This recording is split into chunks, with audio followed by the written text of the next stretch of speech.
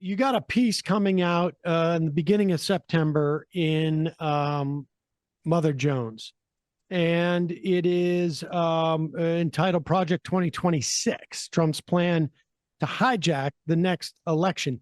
And we're seeing it, right? Like, I mean, the ink was probably not dry, and you already had to probably go back in. I would imagine you're going to have to do that at one point. It's in the magazine, so it's locked in. But they are moving so quickly. This Texas situation, and we should say, we're doing this interview in the second week of August. By the time the third week of August or the fourth week of August comes, when we play this, somewhere around there, the Texas situation could be changed. And this is a prime example of what you were talking about earlier. We have Texas wants to go to special session. They want to essentially do gerrymandering, so they pick up 5 seats. It will shrink the margin in which a lot of these Republican districts have a majority of Republicans, in a wave that could expose them to some electoral danger, but probably not. It'd have to be a pretty big wave. But it will also dispossess a significant portion of of Latino voters in some way. Walk us through this, but walk us through it with an eye to your larger piece, which is basically that Trump has a quiver full of arrows to help sort of rig the election. It's very important for them to retain the House. And he's just now starting to like bing, bing, bing, shooting all of them at the same time. Yeah.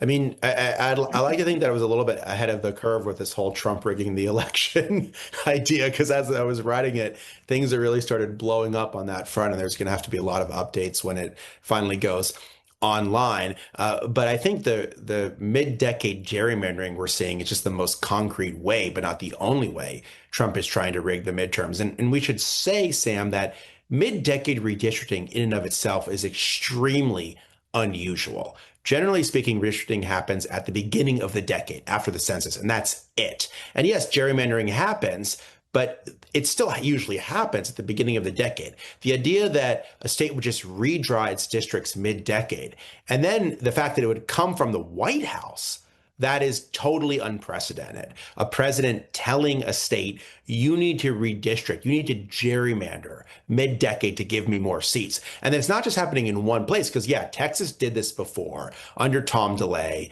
in 2003. We remember this, right? That was a mid-decade redistricting that came from Washington. But this is coming from the president, and it's coming not just in Texas, but now they're saying they want a dozen seats because Trump doesn't want to have to deal with a Democratic Congress, especially a Democratic House, meaning that they're not just pushing Texas, but they're pushing Florida and Indiana and Missouri. I mean, this is absolutely insane to see. And it's basically the quasi-legal version of Stop the Steal. But instead of trying to overturn the election after the fact, they're just trying to rig the election ahead of time. So that Democrats just don't have enough places that they can pick up seats to flip the House. Now, Democrats are going to respond, and we'll see what happens. But I basically think if there's a gerrymandering arms race, Republicans are going to win because they control more states. They're just more ruthless in general, but they control more states. Even if every state was as ruthless as California, and they said, well, if Texas is going to pick up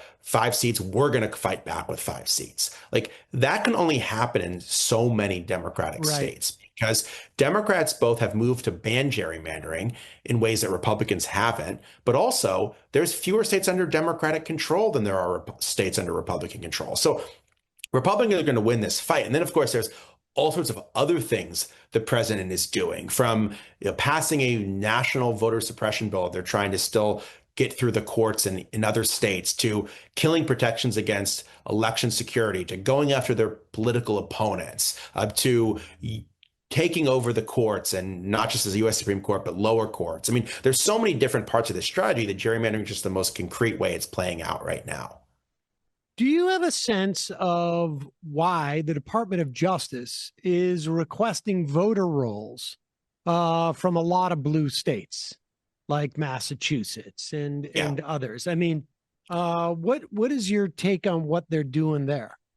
Well, I think it's pretty similar to what they tried to do when Trump had his first, if you remember, quote unquote, election integrity commission after the 2016 election, when he claimed 3 million people voted illegally in California and cost him the popular vote. It was headed by Mike Pence, but the functional head of it was Chris the Kobach. vice chair, Chris Kobach, who was Secretary of State of Kansas, someone who I wrote a lot about. And they requested voter data on all 50 states. They got very negative responses from the states. The Secretary of State of Mississippi most famously told him to jump in the Gulf of Mexico when it was still called the Gulf of Mexico.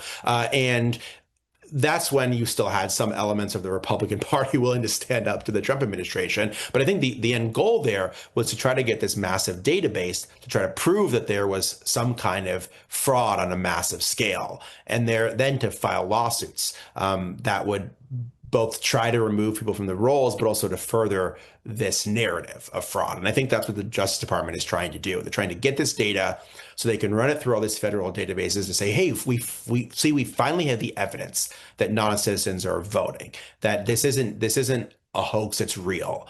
Even though everyone knows it's an incredibly small, if not minuscule problem, that it makes no rational sense why someone who is here illegally would want to vote and risk deportation and worse just to cast a ballot. But nonetheless, I think they're trying to do this. And I also think they're going to try to file these lawsuits and say states need to more aggressively purge their voter rolls. And so that will lead to people being removed from the rolls. But I think ultimately it's going to be more of a PR tactic.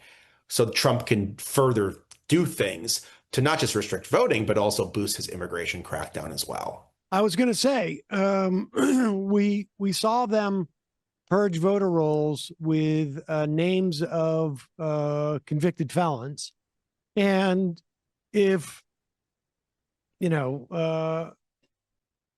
Eliezer Rodriguez went to prison, they would say, well, Edward Rodriguez, we're going to challenge your vote, your right to vote. If, Ben Smith went to prison, and they see that Brian Smith, well, it's BP, different address, but we're going to challenge your right to vote. I mean, that's what they would go ahead and do. Exactly. I mean, people get removed from the voting rolls all the time. If they've died, if they've moved, if there's good solid data on it. The problem with the kind of voter purges that the Trump administration wants to do is they want to do it based on bad data, and right, they're as sloppily as they can. As sloppily as they can, and they're running it through databases that are not designed for this purpose. So they're taking Homeland Security databases that are not meant to be used for voting purposes. They're taking these databases, they're running people through it. And the problem with these databases is they're not accurate. They don't often say whether someone has naturalized. So this happened in Texas, for example. Texas claimed all these people a few years back were illegally on the voting rolls and needed to be purged. And then when people took a closer look at it, it turned out it was full of naturalized citizens who at one point in time had told the state they were non-citizens. Most of them were legal non-citizens, but they had then become, in the process, they'd become naturalized citizens. But the Texas data didn't have that. So being able to go on Fox News, being able to go on X, being able to push this lie that non-citizens are voting has a lot of benefits for the Trump administration. It allows them to push for states to remove people from the voter rolls, and it also allows them to further this crackdown on immigration. And they clearly want to make this a central issue in the midterms. This idea that Democrats are defending people who are here illegally in all sorts of different ways, and Republicans are trying to remove them. Now, I think Trump's general handling of immigration has become a lot more unpopular than it was at the beginning of his presidency. But I still think they feel like they want to make this. Remember in 2018, there was the caravan of people that were coming. They want to do this, and they want to do this on as many fronts as they can. And this is part of the larger strategy here, the larger nativist strategy they have. And so that's one of the things the Justice Department is doing. And I think that what we're going to see as the midterms get closer is that the Justice Department is basically going to be the weaponization arm of the Trump administration. It already has become that, but I think it's going to be that with regards to elections, that so many of the things they want to do vis-a-vis elections to interfere in the midterms, they're going to do through the Justice Department. Even the gerrymandering in Texas was kicked off by a Justice Department letter, which is sort of gone under the radar a little bit. But Texas Republicans weren't going to call this special session, and I think Trump convinced them to do so. But they needed some sort of pretext to do it. And the pretext that they came up with was the Justice Department sent this letter saying that 4 districts that were all represented by Black or Hispanic Democrats violated the Voting Rights Act, making the kind of argument against the Voting Rights Act that we were talking about earlier. Now, it was a laughable letter, but then it was cited as by the governor of Texas as the reason to call this special session. Now, of course, lots of Republicans have come out and said, subsequently, we're doing this to help Trump. Trump has himself said we're entitled to 5 seats. So that letter has been totally discredited, but that is nonetheless the legal pretext they use to kick this whole gerrymandering spree off. And so I would imagine you're going to see that kind of election interference on steroids by the Justice Department as we get closer to the midterms. Let's just, as we wrap this up, I'm curious as to your take, because I don't know that we've talked, certainly not in a couple of months. And Trump #2 is much more, in my perspective, certainly far more planned out. I mean, you allude to it in your piece of Mother Jones. I mean, the Project 2026. Project 2025 was multiple years in the making by people who, despite their disdain for government, had at least some, and it's still not a great grasp on how sort of the bureaucracy works, but enough that when you're going in just with a wrecking ball, you don't need to have the specific knowledge you might if you were trying to build something. But I'm curious as to your take on how it's going for them, because I have to say the pace of authoritarianism, and it does feel like Trump is very, very desperate to be able to have more than just the 2 years. They have accomplished, in my estimation, a lot in just 8 months. I mean, very bad things. And again, it's been destructive, and that's a lot easier to do. But they have started to figure out how to work around the courts. It feels like the Supreme Court is now sort of like gaining the confidence to be able to sort of like unleash this. And there's an awareness. We have a special opportunity right now to really, in our perspective, probably derail the country. But this is sort of like, the great deconstruction in many respects. And what are your thoughts more broadly speaking on this? Well, I think that 2 things can be true, which is whatever Trump wanted to do is falling apart. And I think the pace that we thought it would, meaning he is becoming more personally unpopular. His policies are unpopular. His handling of every major issue is underwater. That is not that surprising.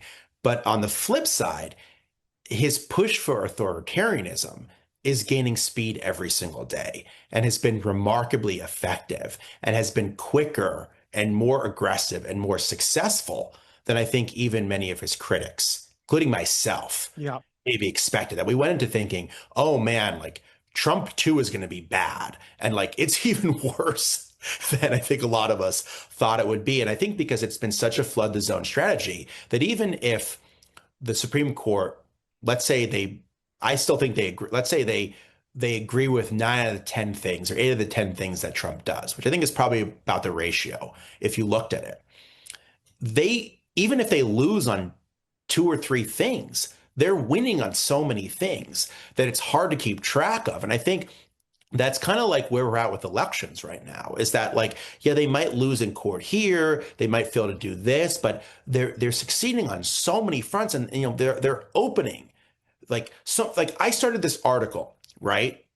And I started in the summer, and I looked there's a section on gerrymandering, and like I said, it's to be updated online, but in the magazine, there's a section on gerrymandering, and we said Ohio's going to redistrict, and the White House is putting pressure on Texas, right? That's where things were at in June of 2026. Well, now it's August, and about half a dozen Republican-controlled states are being told explicitly by the White House, you need to redistrict. So like in the span of 2 months, we went to like 1 or 2 states that were considering this to more than half a dozen. And that's just how it is for everything, it seems. And it's really difficult to try to figure out how to counteract things when you feel like you've won one battle and then a million other fronts emerge. And that's my worry here, is that everyone says, oh, wait until the elections, right? Wait until November. And it's like, well, what if for a year from November? I mean, well, if it was this and then November, it's like, okay, well, what if because of all these things that happen, there is no accountability in November? And they say, wait till 2028.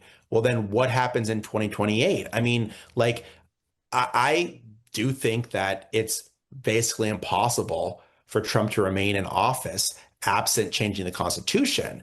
But then you start to see how all these things are normalized. And it's like, will he leave? What will they do? All this kind of stuff. And even like, let's say he does leave, and let's say there is a Democrat who takes over. Like, what will America look like at that point? Yep. Like for a Democrat to be able to get in and do anything about it. And so, yeah, I mean, it's very chilling to where we're at. The only thing that gives me a little bit of hope is that it seems like so obvious what he's doing, and it also seems unpopular what he's doing. So maybe there's some kind of resistance to it. But I feel like the whole project of that they have is, how do we insulate ourselves from whatever kind of political backlash we might face? It may be a personal predisposition of mine, but when the law firms caved, and we've seen a lot of universities cave, and businesses cave to Trump. I mean, there was no, a lot of that was pretty frictionless, relatively speaking, and also indicative of like sort of the party discipline within the House. I mean, to me, that is the most important thing about 2026. I don't know if Democrats are going to be able to actually do anything, but the indication that they can lose, I think, is very important. By following Trump is an important sort of lesson for a lot of these people to learn, at least in terms of slowing the roll. But what happens if Democrats get into power in 2028 is a completely different ball game, and what is going to be necessary for them to do to